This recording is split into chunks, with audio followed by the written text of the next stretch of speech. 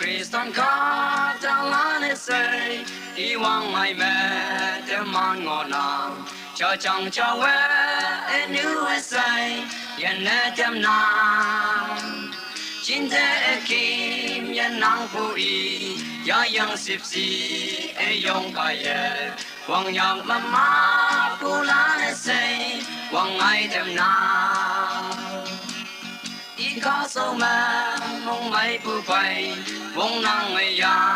yong mẹ tai ha e yen vi ho ốc yang nghe y phải theo vi ha Hoàng Hy ông chín nhịp chín nghe say ngồi ye y ngao lan sơn đầm hoa si em ngô pha lan hết say lời đầm mắc chân na em kim nhân nam cu y tăng phim phải lạc chân na em say ngang hà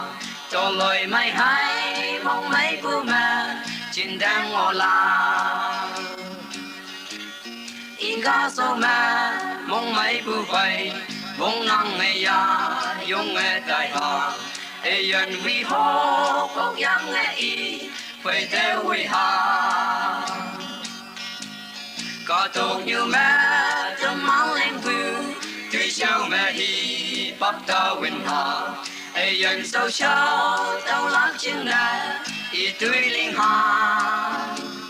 có đâu như mò phải âu biểu chấm mà e yen sắc nghe ye ô dùng hoàn và cái yen nắc si e yen sa ốc la y ca số mẹ mong mấy bu bay mong năng người ya dùng nghe tai ha